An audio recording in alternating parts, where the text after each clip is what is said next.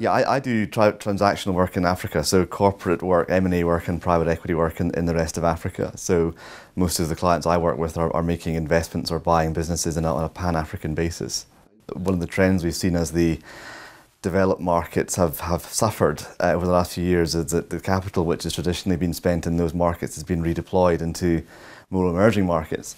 I think that one of the lessons that a lot of the sort of the Northern Hemisphere funds are learning is that the approach to private equity investment in the Northern Hemisphere is substantially different to the approach that needs to be taken in the Southern Hemisphere. It's just a radically different market. Yes, I mean, I think that a lot of African governments are striving hard to make themselves into more desirable jurisdictions for the attraction of capital. And really, if you want, the capital markets in most African countries, SA and another two or three are being exceptions, are virtually non-existent. So the only way you're really going to bring capital into the country is through inbound foreign investment. And to do that, you need to create a business-friendly, stable, corrupt-free environment where people are happy to flow money into the country. It's not easy to find a corrupt-free environment in many parts of the world. I think people always think corruption is an inherently African problem. It is an African problem, but it's also a problem in many other parts of the world and just emerging markets in general.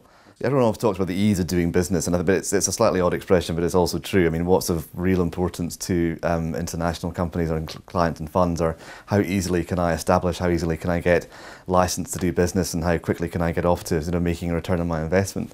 And yet there is a danger that you can over-egg the pudding.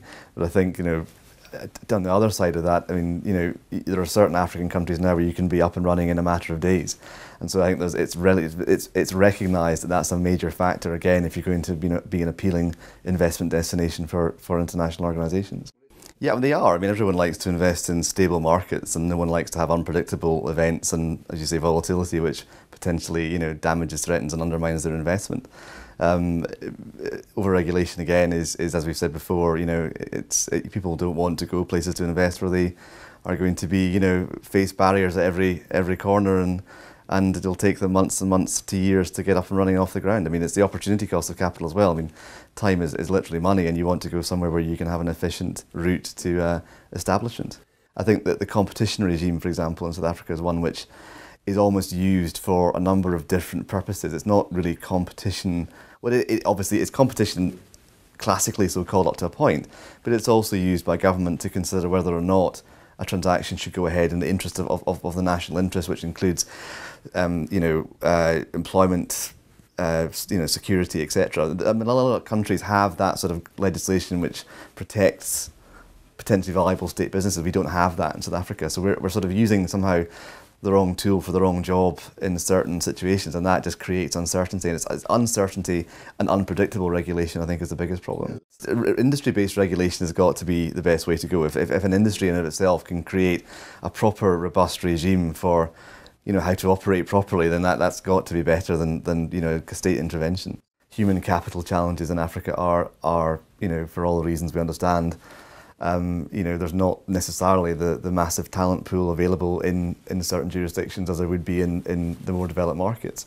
And it's something which I think it's almost one of the most important things. I mean, you need to get your management teams right, and if you don't, and you can't do it on an expat basis. You can't just fly in a bunch of guys from London and say, there's a business in Kenya, go and run it for 4 years and see how you get on. It just doesn't work. You can obviously have supervision and presence from other markets, but your core team has to really be a local team.